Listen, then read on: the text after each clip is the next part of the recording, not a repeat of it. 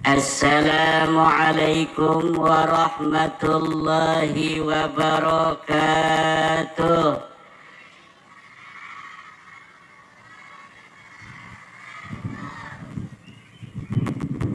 Ruya anna Nabiya sallallahu alaihi wa alihi wasallam idza sallama salasan. Assalamualaikum warahmatullahi wabarakatuh.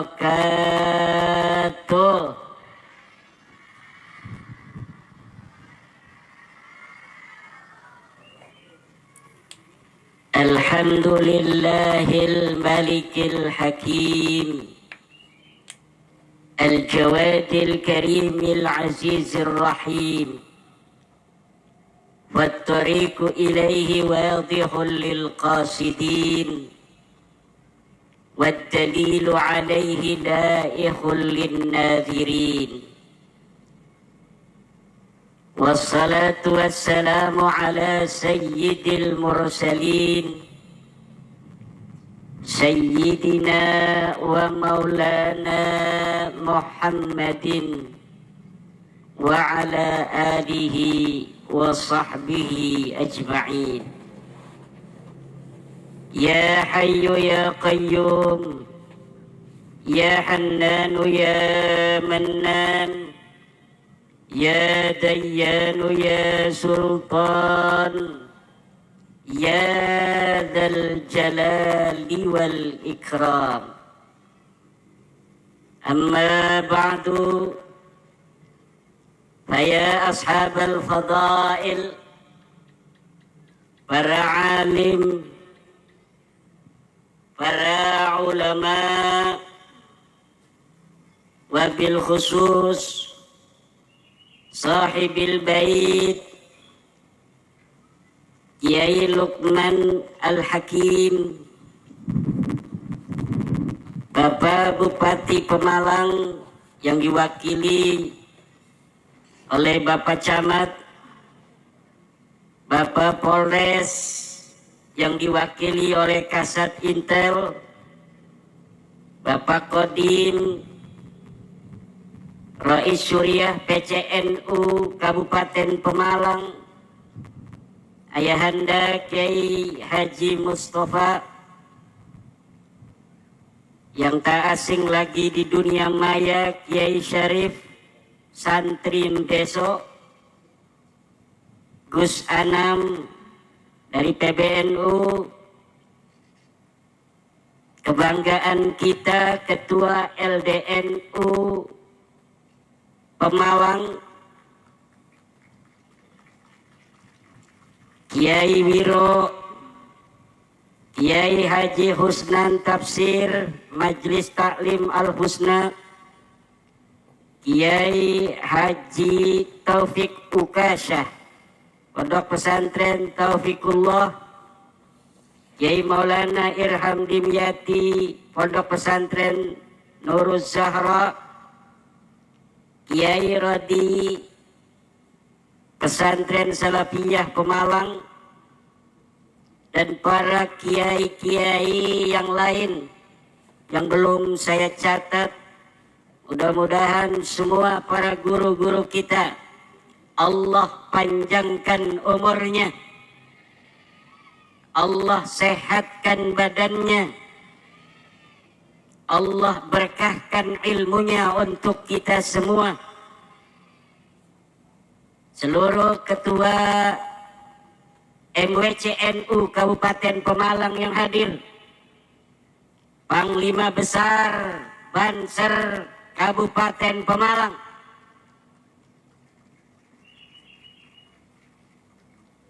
Panglima Besar Pagar Nusa Kabupaten Pemalang,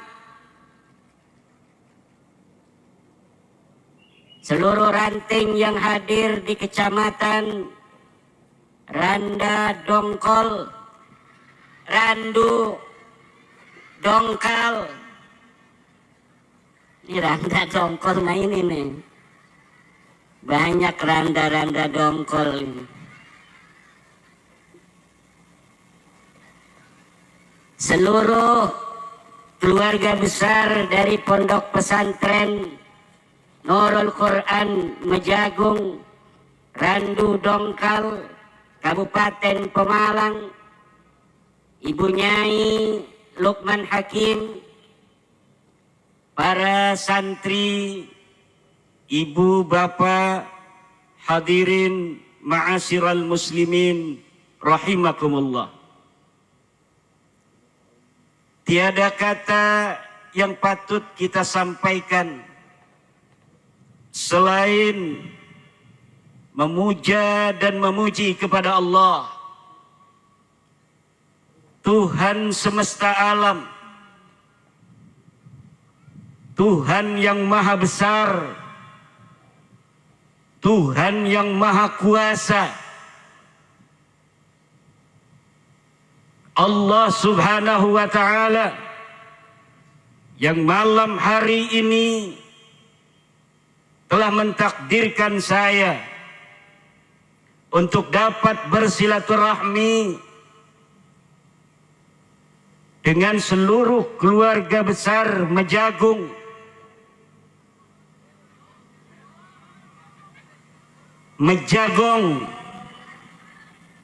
ya, Mejagung, Randu Dongkal, wabil khusus keluarga besar Pondok Pesantren Nurul Quran. Tanpa takdir Allah, kita tidak akan berjumpa. Angin begitu bersemilir. Malam hari ini menunjukkan kesejukan.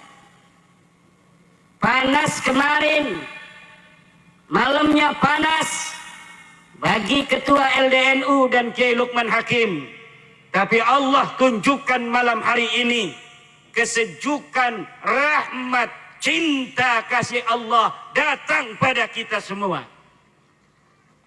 Wa qul ja'al haqqu wa zahaqal batil innal batil kana zahuqa. Ya Qahharu ya Jabbar, ya Qahharu ya Jabbar, ya Qahhar ya Jabbar. Sing ngelawan NU lungkat, ngelawan NU, ngelawan NU, wali pun akan Allah cabut kewaliannya kalau berani melawan Nahdlatul Ulama di tanah Indonesia tercinta. Sallu ala Muhammad.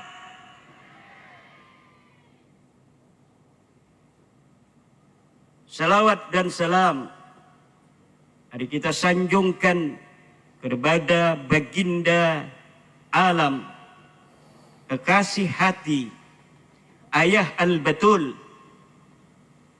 kakek dari Hasan, kakek dari Husain, kakek daripada Ali Zainal Abidin, kakek daripada Muhammad Al-Baghir, kakek daripada Ja'far As-Sadiq, kakek daripada Ali Al-Uraidi, kakek daripada Muhammad An-Naqib, kakek daripada Isa An-Naqib, kakek daripada Ahmad bin Isa, kakek daripada Muhammad, kakek daripada Ali, kakek daripada Husain.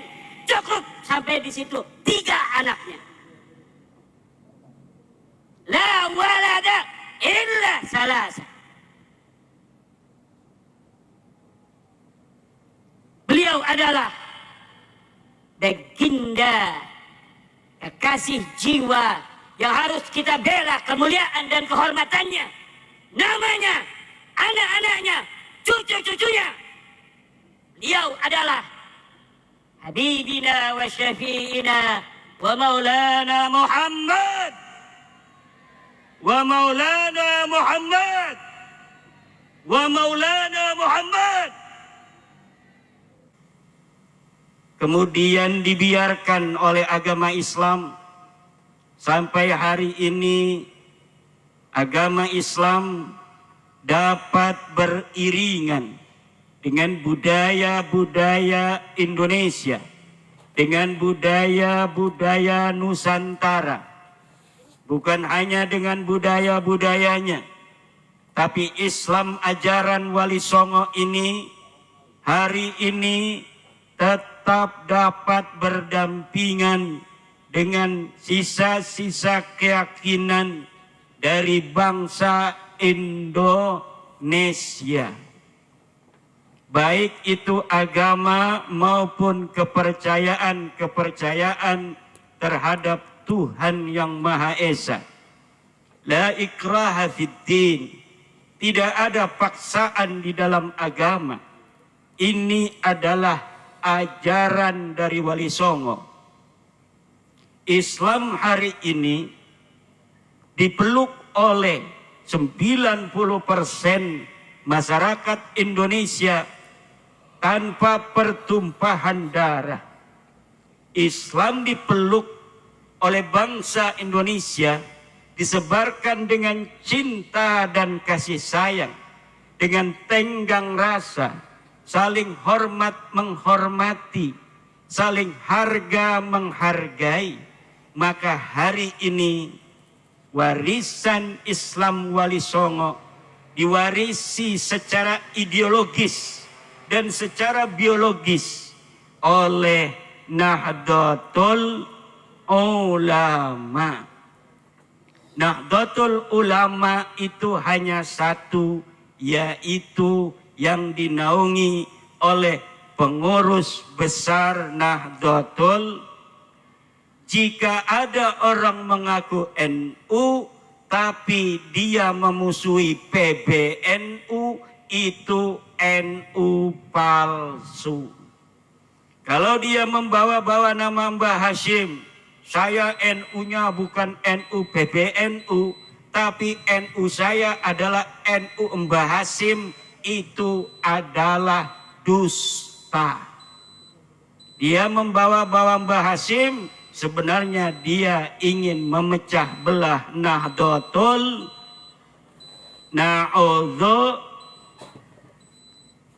Doa Mbah Hashim selalu bersama hasil muktamar.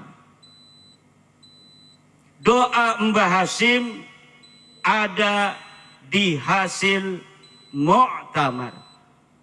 Apabila ada orang yang tidak menerima hasil muktamar Nahdlatul Ulama lalu membawa-bawa nama Mbah Hashim, itu adalah penipu ulung. Yajibu alaihi ayyatuba halan. Wajib dia bertobat kalau masih ingin mendapatkan keberkahan dari Nahdlatul Ulama. Amin ya Rabbal. Malam hari ini ibu-ibu yang lagi melongo,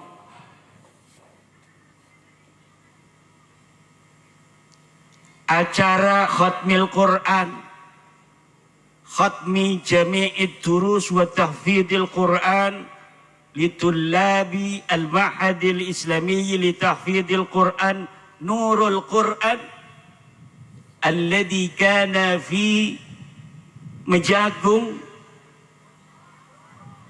Mejagong Randu Dongkal, bukan Rangda Dongkol. Rangda Dongkol mah yang di PHP terus nggak dikawin-kawin. Betul? Coba yang janda ngacung. Ngacung, saya mau doain nih. Ngacung. Janda yang di atas, yang di bawah 30. Janda yang di atas 30. Udah, insya Allah dapat suami yang soleh. Amin. Yang banyak duitnya. Udah soleh, banyak duit. Ibu bapak hadirin ma'asyiral muslimin rahimakumullah. Para santri mana para santri? Para santri putra yang ganteng-ganteng, para santri putri yang cantik-cantik. Tapi ganteng dan cantik itu bukanlah standar kemuliaan. Al-jamalu laysa fil wajhi, al-jamalu nurun fil qalbi. Kecantikan bukan ada di wajah. Kecantikan yang sesungguhnya adalah di dalam hati. Cahaya yang ada di dalam hati. True beauty is not in the face, but true beauty, the lights in the heart. Ngerti nggak? Banser ngerti nggak? Ini mana Banser ini? Tadi saya masih duduk baris kayak Gatot Kaca. Saya nggak ada, dia ngerokok. Banser! Dari tadi pengen ngerokok katanya.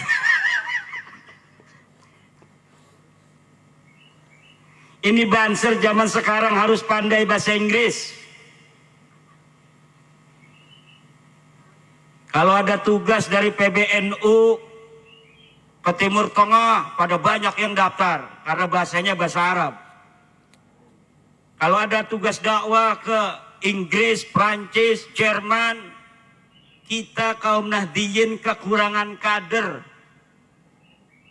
Maka hai para santri, jangan hanya pinter nahu sorob bahasa Arab, tapi zaman ini zaman modern.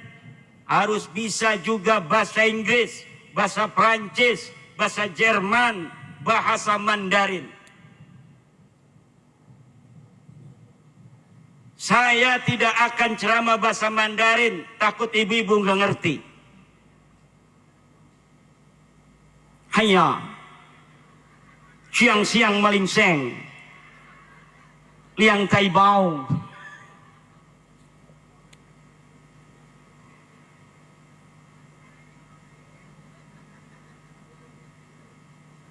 Hadirin ma'asyiral muslimin rahimakumullah. Al-Quran diturunkan oleh Allah subhanahu wa ta'ala. Dari mulai Al-Fatihah sampai An-Nas. Di dalamnya ma huwa syifa wa rahmah. Di dalam Al-Quran itu ada kesehatan, ada obat, ada kesembuhan. Orang yang sedang punya penyakit, encok, liver, diabetes, kencing manis, hidung tersumbat, asam urat, apalagi kanker, kolesterol, semua obatnya ada di dalam Al-Quran. Kalau kita lagi punya penyakit terasa, lalu kita baca Al-Quran, dari mulai Al-Fatihah sampai An-Nas, insya Allah penyakitnya hilang. Kalau kita tahu ayat yang mana untuk encok, enggak usah 30 juz. Cukup ayat itu dibaca. Kalau kita tahu mana untuk liver, kita tidak usah 30 juz. Cukup baca ayat itu. Tapi orang yang tidak tahu ayat yang mana untuk sakit kepala, ayat yang mana untuk encok, ayat yang mana untuk liver, tidak boleh. Tidak, kita kalau ingin sembuh tanpa dokter, harus baca Al-Quran dari Al-Fatihah sampai An-Nas. Wa nunazzilu minal Qur'ani ma huwa shifa'u wa rahmah wa la yazidu adh-dhalimina illa khasara. Tapi kalau orang-orang zalim, Walaupun dia baca Quran 1 khataman, penyakitnya tidak sembuh. Kenapa? Karena penyakit yang Allah berikan untuk orang zalim adalah pelebur dosa. Di sana ada rahmah. Jadi ada syifa, ada rahmah. Kasih sayang Allah. Kalau kasih sayang Allah kepada hambanya tidak akan dikasih sembuh. Karena dengan dikasih penyakit oleh Allah, dia baru sadar. Kalau dikasih penyakit oleh Allah, dia baru sadar tidak mau lagi berbuat dosa. Maka di dalam Al-Quran ada syifa'un, ada rahmatun. Kita orang awam pengennya syifa. Orang-orang yang sudah dekat dengan Allah pengennya rahmah. Kalaulah di dalam sakit Allah mencintaiku, maka aku memilih sakit daripada sehat. Kalaulah dalam keadaan tidak punya duit Allah mencintaiku, maka aku memilih tidak punya duit daripada punya duit. Itu orang-orang yang sudah dekat dengan. Kalau kita ya Allah pengen banyak duitnya, betul tidak? Tidak mengerti kalau dia banyak duit, ngaji Qur'annya jarang. Kalau dia banyak duit, gak sempat pengajian mingguan. Kalau Banser banyak duit, dipanggil panglima, dia ogah-ogahan, betul tidak? Maka mau sakit yang Allah beri, mau sembuh yang Allah kasih, bagi orang-orang yang sudah dekat dengan Allah, huma lahu sawa. Keduanya sama bagi dirinya. Wala yazidul zalimina illa khasara. Dan tidaklah orang-orang zalim mendapatkan ditambahi apapun kecuali ditambahi kerugian. Udah waktu sehat nggak mau sholat, pas sakit belum sadar juga. Betul tidak? Ada nggak yang begitu? Lagi banyak duitnya, nggak mau riung mampulung dengan tetangga, udah mesakat, belum juga sadar. Wala yazidul zalimina illa khasara. Zalim itu ada zalim kecil, ada zulmun kabir. Zalim kecil itu, zalim itu apa? Wad'u syai'i fi ghairi mahallih. Meletakkan sesuatu bukan pada tempatnya, itu zalim.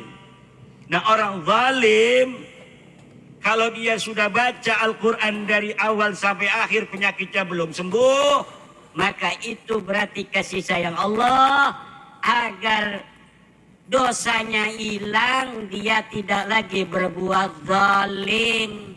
Karena kalau dia itu gagah perkasa, tidak lumpuh, maka kakinya digunakan untuk menzalimi orang lain. Kalau ada orang zalim, Allah biarkan dia dalam kesehatan. Kalau ada orang yang suka mabok, Allah biarkan dia punya duit. Itu ciri-ciri dia tidak dapat rahmah. Dia tidak dapat kasih sayang Allah. Zalim itu jangan jauh-jauh. Zalim kecil itu kayak santri-santri, sarung laki-laki dibikin jilbab. Mereknya Atlas. Dibikin jilbab, santri saya banyak. Pas saya lihat, ini lagi mau acara sholat Rabu Wakasan kemarin, bulan Sopar hari Rabu, gak muat. Di dalam masjid, di luar itu santri putri. Kok ini kepalanya pada sarung laki-laki? Ternyata katanya lagi ngetren santri-santri di dunia maya pakainya jilbab yang terbuat dari sarung laki-laki. Itu zalim kecil itu. Meletakkan sesuatu, sarung yang harusnya di bawah dipindah jadi di atas. Superman tuh juga zalim tuh Superman. Orang pakai celana dalam itu dulu, baru celana panjang. Ini Superman celana panjang dulu, baru celana dalam. Orang belum haji, dia pakai peci haji. Itu masuk zalim, walaupun zalimnya zalim kecil. Nanti orang saru, apakah dia ini sudah haji apa belum? Terpaksa orang manggilnya Pak Haji. Supir saya pakai peci haji. Kalau ada pengkolan kan ada tukang parkir. Makasih Pak Haji. Kata dia amin. Bukan amin, pemalsuan itu. Bisa dipidanakan di KUHP itu. Orang belum haji pakai peci haji. Ada sekarang dukun-dukun pakaiannya kayak kiai. Pemburu hantu pakaiannya kayak kiai. Pakai udeng-udeng segala macam. Ini saya pakai udeng-udeng ini, pakai jubah, karena kita lagi melawan banyak orang-orang yang hanya bermodal jubah, bermodal imamah, tanpa ilmu. Karena kalau di Nahdlatul Ulama, orang-orang pinternya yang ngalim-ngalim itu lebih seneng pakai peci hitam, pakai sarungnya sarung BHS juga dapat dikasih bupati. Udah 3 tahun dipakai terus. Tidak menunjukkan kealiman dari segi pakaian. Ini ajaran Wali Songo sebenarnya. Saya pun biasanya pakai peci hitam, pakai batik, pakai celana. Tapi sekarang bahaya.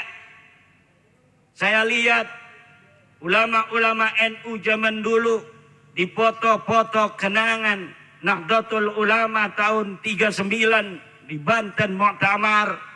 Semuanya pakai jubah, pakai imamah, pakai sorban gede-gede. Sekarang orang-orang alim di PBNU itu yang pakai peci, pakai celana doang. Alfiahnya ngelotok, hadisnya hafal banyak. Bukan hanya ilmu fikih, usul fikih. Bahkan mungkin sudah balagu rutbatal ijtihad. Tapi dalam pakaian biasa-biasa saja. Itu akhlak, bagus. Apalagi kayak guru kita bersama Gus Baha.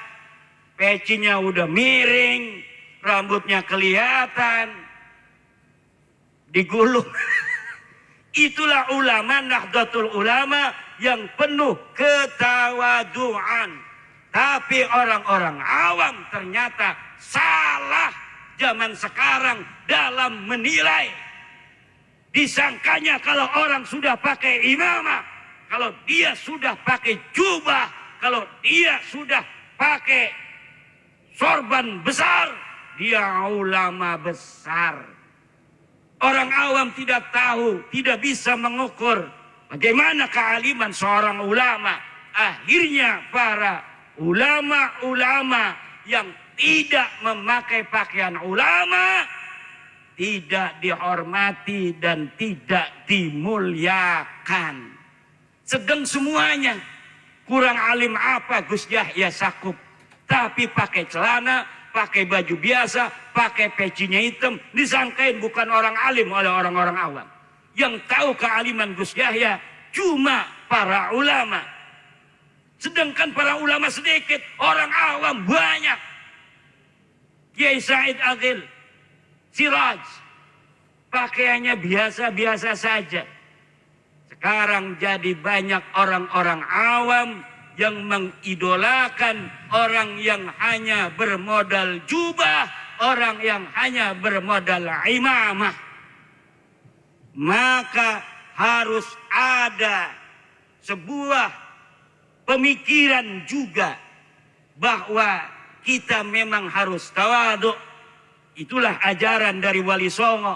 Bukan hanya tawaduk dalam menyembunyikan ilmu para Wali Songo. Wali Songo pun tawaduk dalam menyembunyikan nasabnya yang mulia. Kiai-kiai kita, Kiai Luqman Al-Hakim, saya todong tadi, nasab kiai coba kemana? Gelagapan, nggak tahu, belum pas. Itu kenapa? Karena memang tidak biasa kita orang Nahdlatul Ulama, murid-murid Wali Songo berbicara nasab. Walaupun nasabnya sahih, jiddan. Orang-orang yang bernasab palsu, akhirnya yang dimuliakan. Orang-orang yang tidak nyambung, akhirnya yang dihormati. Yang berhak, akhirnya disepelekan karena tidak pandai di dalam mengiklankan diri. Tidak pandai dalam marketing. Kiai-kiai NU, alim-alim. Kalau saya lagi rapat LBM, Lembaga Bahsul Masail PBNU, saya diem aja. Kenapa? Cukup sudah diwakili oleh kealiman para teman-teman di Lembaga Bahsul Masail. Orangnya biasa-biasa saja. Kadang-kadang itu cucunya Mbak Khalil nggak pakai peci. Datang ke PBNU, Lembaga Bahsul Masail, nggak pakai peci. Tapi kalau sudah bicara tentang kitab kuning, bicara tentang albiyah, bicara tentang qawaid al-fiqhiyah, bicara tentang ilmu balaghah, rata habis semuanya. Inilah Nahdlatul Ulama, kaya akan orang-orang alim, orang-orang ikhlas, orang-orang yang betul-betul berjuang demi agama walaupun tanpa namanya disebutkan. Kebaikan ini tidak boleh hilang. Saya yakin para orang-orang awam bangsa Indonesia sampai hari ini beragama dengan benar. Tidak ada bengkok dalam beragama. Karena punya guru, para ulama-ulama yang ngajar di pesantren, yang ngajar di masjid, yang ngajar di musalla, yang ngajar di surau-surau, menasah dengan cinta dan keikhlasan, sehingga yang tumbuh dari hati sampai kepada hati, yang muncul dari keikhlasan akan berbuah barokah. Jangankan yang alim di Indonesia, orang-orang awamnya taat menyembah kepada Allah Subhanahu. Inilah ajaran kebaikan Wali Songo yang penuh dengan kebarokahan. Ajaran kesucian Wali Songo dan kebarokahannya yang sudah muntasyar, yang sudah terbukti, tidak boleh dikalahkan dengan ajaran-ajaran agama dalam bingkai marketing belaka, dalam bingkai kedustaan, dalam bingkai cerita-cerita fiksi, dalam bingkai ketidakikhlasan. Ki melongo-melongo ki apa jalan nih? Apa turung dimai kue?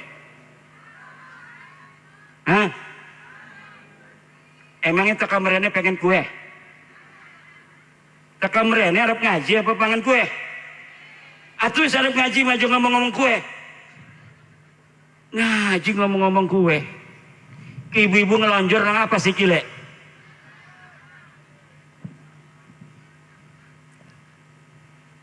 Jere Kiai Mustafa, Kiai ngomong Jawa bae. Jawa sing Banten memirip karo Jawa Pemalang. Lamun Jawa Banten digawaning Jogja mbeke digeguyu. Tapi lamun digawa Pemalang mah 11-12 kayane nggih. Gitu badan. Understand? Ku bisa ibu-ibu bahasa Inggris. Jere orang ngerti. Ana Banser Gagah Perkasa. Wis kuliah S1 lulus bahasa Inggris. Sing ngerti cuma I love you. I love you, you love me, kita berdua lap-lapan. Liane orang ketemu. Hadirin ma'asyiral muslimin rahimakumullah. Ajaran Wali Songo dari semua segi aspek keislaman harus dipertahankan oleh pewaris ideologis, yaitu pengurus besar Nahdlatul Ulama beserta seluruh jajaran dari mulai PWNU, dari mulai PCNU sampai kepada MWC dan ranting-ranting. Bentuk sebuah kajian apa dulu di daerah Pemalang yang diajarkan oleh kiai-kiai Pemalang zaman baheula. Bagaimana cara beragama, bukan hanya agama dari sisi aspek fikih dan tauhid, tapi dari budaya-budaya masyarakatnya seperti apa. Zaman dahulu yang diwarisi dari Wali Songo jangan sampai dihilangkan. Karena ajaran Wali Songo sudah terbukti membawa kebarokahan, toleran, moderat, saling harga menghargai, cinta mencintai, tidak ada intimidasi, betul? Tidak ada ngancem-ngancem orang, betul? Ajaran siapa orang yang tukang ngancem-ngancem orang? Tidak ada ajaran Wali Songo tukang ngancem-ngancem orang. Ada yang salah kalau orang beragama hanya berbeda pendapat, kemudian ngancem-ngancem orang. Keutuhan bangsa, keutuhan agama, kecerdasan masyarakatnya, itu yang harus dijadikan nomor satu. Tetapi kalau orang suka ngancem-ngancem orang, kalau bapak-bapak punya anak, anaknya suka ngancem-ngancem kelompok lainnya, berarti anak bapak salah dalam bergaul dalam bidang keagamaan. Kalau anak bapak sudah kelihatan benci ngelihat polisi, benci ngelihat TNI, benci ngelihat Pak RT, itu ciri-ciri bahwa anak bapak sudah salah dalam bergaul. Kalau santri-santri NU lihat, luar biasa. Bagaimana PBNU menyikapi Rempang di Pulau Batam yang sedang bergelora. Tidak membawa massa. Kalau membawa massa NU nggak muat Jakarta. Cukup ketum duduk dengan didampingi beberapa orang, 4 orang, lalu memberikan masukan kepada pemerintah bahwa, kata PBNU dalam bahasa saya, kasus Rempang harus diselesaikan dengan seadil-adilnya, dengan menghormati hak-hak masyarakat, dengan tidak membela para pengusaha, tetapi membela rakyat-rakyat kecil. Itu PBNU. Dikutip hasil Muktamar Lampung bahwa merampas hak rakyat menurut Muktamar Nahdlatul Ulama di Lampung hukumnya haram. Pembangunan harus tetap berjalan. Prosedur yang ditempuh harus tetap ada. Tetapi jangan sampai merugikan rakyat kecil. Itu kata PBNU. Tanpa caci maki, tanpa teriak-teriak di jalan, itu bisa diterima oleh pemerintah. Dan pemerintah sekarang sedang berusaha sekeras mungkin agar kasus Rempang yang melibatkan para pengusaha, dan di situ ada rakyat-rakyat yang merasa teraniaya, dapat kemudian merasa hak-haknya dibela oleh pemerintah. Bukan hanya kepada pengusaha-pengusaha, tetapi tetap investasi yang hasil duitnya untuk bangun jalan di Mejagong, yang hasil duitnya untuk menggaji para polisi, menggaji TNI untuk menjaga kita. Kalau nggak ada polisi, acak-acakan di kita. Betul tidak? Untuk menggaji guru-guru SD, untuk menggaji pegawai-pegawai kelurahan, untuk menggaji pegawai-pegawai kecamatan, pegawai-pegawai kabupaten. Dari mana duitnya? Kalau tidak dari hasil pembangunan. Betul tidak? Tetapi pembangunan yang hasil duitnya juga untuk membangun, investasi yang untuknya juga untuk membangun, jangan sampai mengabaikan hak-hak rakyat kecil untuk mendapatkan fasilitas tanah dari negara. Inilah Nahdlatul Ulama. Lauk da benang caina herang. Ikannya dapat, airnya tetap bening. Ini akhlaknya siapa? Akhlaknya kiai-kiai Nahdlatul. Bukan malah membuat panas rakyat. Ini pemerintah zalim, ini pemerintah tegut. Rakyat, hei rakyat, kalian telah dirampas hak-haknya. Hei rakyat, kalian telah ditipu, kalian telah dibohongi. Tegir.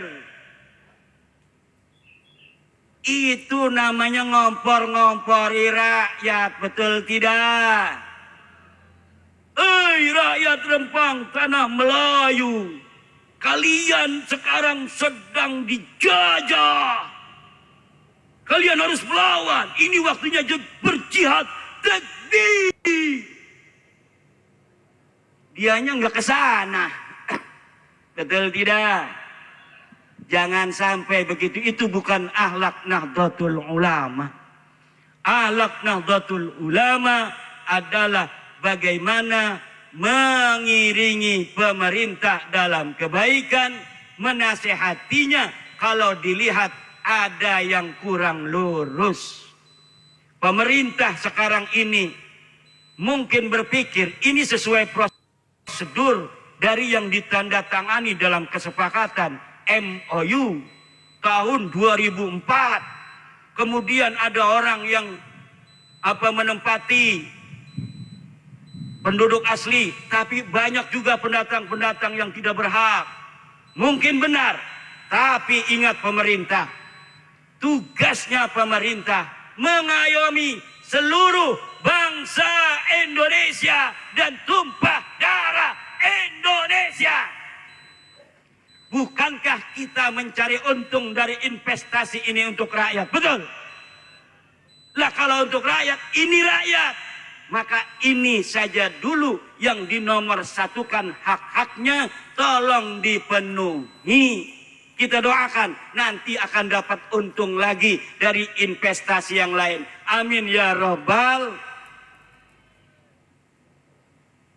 Karena kita dalam amar ma'ruf nahi mungkar, kata Rasulullah, man ra'a minkum mungkaran falyughayyirhu biyadi, fa illam yastati' fa bilisanihi, wa illam yastati' fa biqalbihi, dzalika ad'aful. Siapa orang yang melihat kemungkaran, rubah dengan tangannya. Ini yang rubah tangannya ini siapa? polisi, tentara kalau ada musuh dari luar negeri. Kalau musuhnya bukan luar negeri, tentara ngopi-ngopi aja. Karena tentara diciptakan oleh negara Indonesia untuk menjaga ketahanan dan pertahanan negara. Kalau masalah keamanan, orang mau ngaji, ada kiai mau ngaji, diancem-ancem nggak boleh ngaji, kayak PKI, itu urusannya polisi. Keamanan namanya, betul tidak? Kalau urusan keamanan kiai, itu urusannya banser. Kalau kiainya merasa tidak aman, bansernya bisa jadi masuk neraka.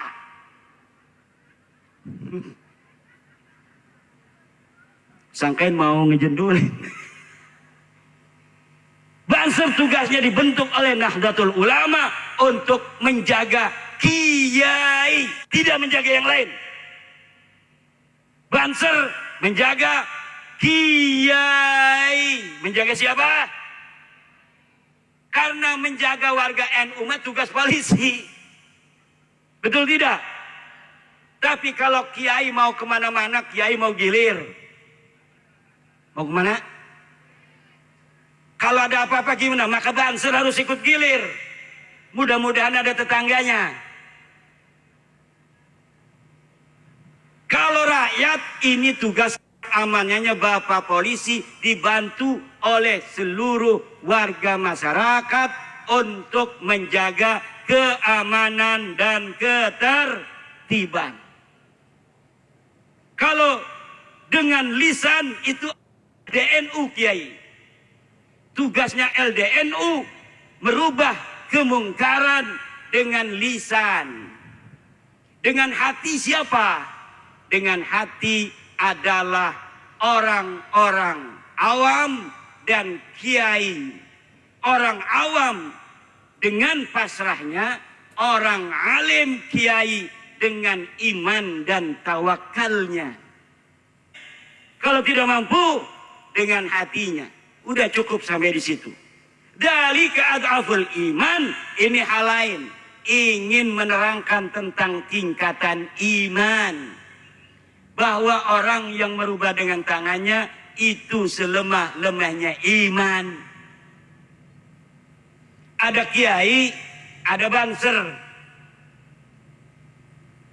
Suatu hari banser lewat. Ada orang main catur depan musola. Di serambi musola, main catur. Banser lewat, diapain? Diambil caturnya, dibanting. Betul tidak? Suatu hari lagi, main catur lagi pemuda. Ada kiai lewat, habis ngeriung bawa berkat. Kira-kira kiai mau kayak banser itu enggak? Ngambil catur, langsung caturnya dibanting. Tidak. Bisa jadi yang lagi main catur dikasih berkah. Itu kira-kira tinggian imannya kiai apa tinggian imannya banser? Kiai. Jabatan. Nah ini pikirkan. Ini bukan ajaran sesat. Ini ada dalilnya. Hei, Ki Imad, kalau ngaji jangan pakai nahu doang dong. Tapi pakai ilmu balaghah. Dalika di situ majaz, maknanya hada. Seperti di dalam Al-Qur'an, alif lam mim, dalikal kitab, maknanya ditafsiri oleh mufassir ay hadal kitab. Dalika bimakna hada. Al-aslu fil kalami al-haqiqah. Idza tumkinul haqiqah fal aula al haqiqah. Asal dari kalam itu adalah haqiqah. Kalau masih memungkinkan haqiqah, kasih makna haqiqah. Kecuali maknanya sudah tidak mungkin, maka kalam dimajazkan. Seperti aku melihat macan megang emik di atas panggung dikawal oleh dua banser yang mulia. Itu qarinahnya sudah tidak bisa makna hakikat macam itu. Tapi kalau dalika ad'aful iman, itu masih bisa dihakikatkan. Tetapi jangan sampai ini dianggap saya menyalahkan para imam-imam pensarah hadis Muslim. Nyala-nyalain pensarah hadis Muslim. Dalikanya dimaknain, ditafsiri oleh pensarah hadis Muslim kepada biqalbihi adhaful iman. Ya boleh-boleh saja. Namanya ini pendapat. Kalaulah pemerintah harus merubah dengan tangan. Coba kalau ada orang demo yang nyengsarain masyarakat sekitar, polisi tidak bertindak dengan tangannya, itu kekacauan yang lebih besar akan terjadi. Maka dengan tangan itu adalah tugas pemerintah, tugas Pemda, tugas Pemprov, tugas Pemkot, dan aparat-aparat lainnya. Kalau dengan lisan itu tugasnya penceramah, tugasnya para LDNU. Kalau dengan hati ada dua orang. Pertama adalah masyarakat kebanyakan dengan pasrahnya. Tawakal nggak bisa, dia pasrah. Udah, mungkin begini. Kalau kita ngelawan nggak bakal kuat. Kalau kiai dengan iman dan tawakalnya kepada Allah. Kiai itu kadang-kadang sama santri aja nggak marah. Saya punya guru, kalau ngaji, santrinya tidur semua nggak pernah ngebangunin. Itu dengan hati, apakah itu selemah-lemahnya iman? Tidak. Itu sekuat-kuatnya iman. Karena kiai yakin kalau mau jadi kiai tetap jadi kiai walaupun ngajinya tidur. Tapi kalau orang kiai yang galak, santri pada turu setan sila, kiai ngaji sila turu kabeh, dengan lisannya itu imannya agak kurang. Dia masih harus ada yang namanya iktisab. Apalagi kalau yang sampai datengin itu santri yang tidur, ngejewerin, diseborin semua. Biadi, itu lebih lemah imannya. Pikir deh, aja marah-marah dingin. Gitu bukan? Ini adalah fikih peradaban. Sekarang ini NU memasuki abad yang kedua, ibu-ibu. Nah, Datul Ulama itu 100 tahun. Ibu-ibu kedelengnya masih anak umur 40. Ibu 50. Kok masih nomor kenen sih? Masya Allah. Awet muda ibu ki. Masya Allah. Umur NU sudah 100 tahun. Kita memasuki abad yang kedua. Dalam abad kedua ini PBNU mencanangkan membangun jagat, merawat jagat, membangun peradaban. Merawat jagat, membangun peradaban. Apa aja? Merawat jagat, membangun peradaban. Kita tinjau ulang fikih-fikih yang dikarang oleh ulama-ulama kita yang barokah itu, yang sudah 1000 tahun, yang sekira-kira sudah kurang pas lagi kesimpulannya dengan suasana modern hari ini, di mana ada teknologi, ada internet, ada HP, ada Android, ada aplikasi, ada lain sebagainya. Sesuatu yang apabila kesimpulan itu sudah tidak cocok lagi dengan zaman kita hari ini, maka bisa kita tahqiqul manat kembali. Kita verifikasi relevansinya dengan syarat-syarat yang sesuai dengan syarat-syarat ijtihad. Yang boleh melakukannya adalah mereka yang qad balagha rutbatal ijtihad, qad tawaffara syurutul ijtihad fih. Dia sudah bisa nahu sorobnya daqiq, ilmu balaghanya daqiq, qawaid fikihnya daqiq, usulul fikihnya daqiq, ulumul tafsirnya daqiq, ulumul hadisnya daqiq. Kemudian dia sudah banyak membaca kitab-kitab ulama sebelumnya sebagai presiden.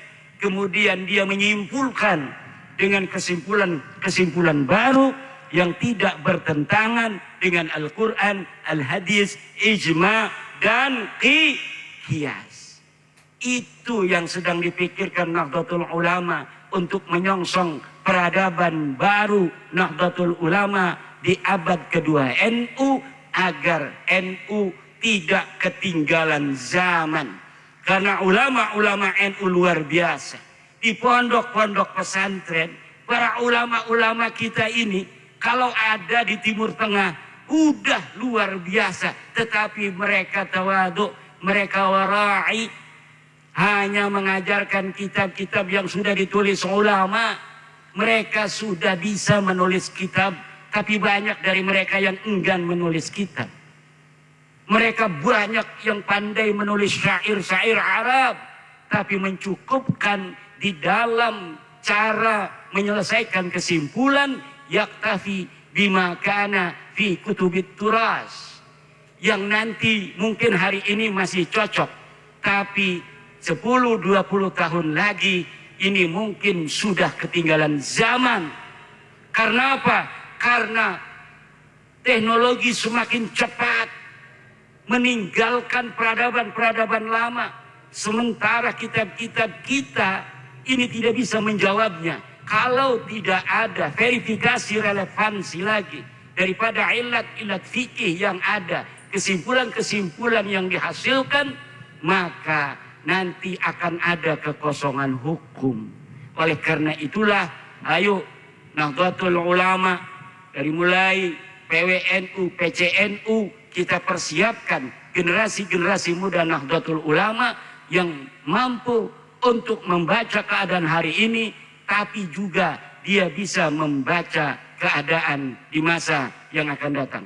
Mudah-mudahan kita penuh barokah, pondok pesantren Nurul Quran, mudah-mudahan Allah berikan keberkahan, santrinya ribuan, gurunya panjang umur, nyainya sabar, guru-gurunya, staf-stafnya semuanya banyak duitnya, dan semakin nambah keberkahannya. Dan keberkahan bagi pondok pesantren Nurul Quran adalah keberkahan untuk masyarakat sekitarnya. Demikian, wallahu huwal muwaffiq ila aqwamit thoriq. Wassalamualaikum warahmatullahi wabarakatuh.